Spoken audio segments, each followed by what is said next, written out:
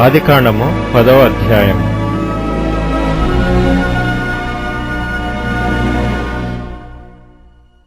ఇది నోవహు కుమారుడగు షేము, హాము, యాపెతను వారి వంశావళి. జలప్రళయము తరువాత వారికి కుమారులు పుట్టిరి. యాపెతు కుమారులు గోమెరు, మాగోగు, మాదయు, యావాను, తూబాలు, మెషకు, తీరసు అనువారు.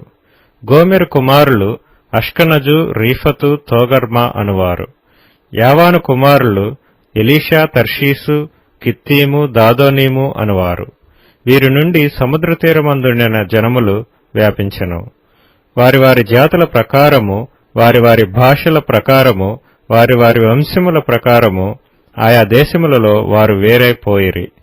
హాము కుమారులు కూషు, మిస్రాయిము, పూతు, కనాను అనువారు. కూషు కుమారులు సెబా, హవీలా, సప్తా, రాయమా, సప్తక అనువారు. రాయమా కుమారులు షేబ, దదాను అనువారు. కూషు నిమ్రోదును కనెను.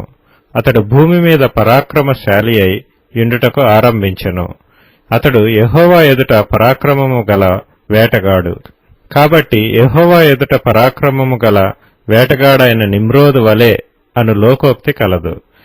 షీనారు దేశములోని బాబెలు, ఎరెకు, అక్కదు, కల్నే అను పట్టణములు అతని రాజ్యమునకు మొదలు.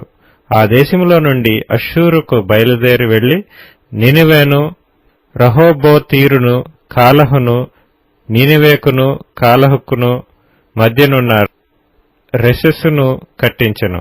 ఇదే ఆ మహాపట్టణము. మిస్రాయిము, లూదీయులను, అనామీయులను, లెహాబీయులను, నప్తుహీలను, పత్రుసీలను, కస్లుహీలను, కప్తోరీలను కనెను. ఫిలిష్తీయులు కస్లుహీలలో నుండి వచ్చినవారు. కనాను తన ప్రథమ కుమారుడగు సీదోనును, హేతును, యెబూసీలను, అమోరీయులను, గిర్గాషీలను, హివీలను, అర్కీయులను, సినీయులను, అర్వాదీయులను, శమారీయులను, హమాతీయులను కనెను. తరువాత కనానీయుల వంశములు వ్యాపించెను. కనానీయుల సరిహద్దు సీదోను నుండి గెరారుకు వెళ్ళు మార్గములో గాజా వరకును, సొదొమ, గొమొర్రా, అద్మా, సెబోయిములకు వెళ్ళు మార్గములో లాషా వరకును ఉన్నది. వీరు తమ తమ వంశముల ప్రకారము, తమ తమ భాషల ప్రకారము, తమ తమ దేశములను బట్టియు జాతులను బట్టియు హాము కుమారులు. మరియు ఏబెరు యొక్క కుమారులందరికీ పితరుడును పెద్దవాడైన యాపెతు సహోదరుడునగు షేముకు కూడా సంతానం పుట్టెను. షేము కుమారులు ఏలాము, అష్షూరు, అర్పక్షదు, లూదు, అరాము అనువారు. అరాము కుమారులు ఊజు, హూలు, గెతెరు, మాషను అనువారు. అర్పక్షదు షేలహును కనెను. షేలహు ఏబెరును కనెను. ఏబెరుకు 2 కుమారులు పుట్టిరి. వారిలో ఒకని పేరు పెలగు. ఏలయనగా అతని దినములలో భూమి దేశములుగా విభాగింపబడెను. అతని సహోదరుని పేరు యొక్తాను.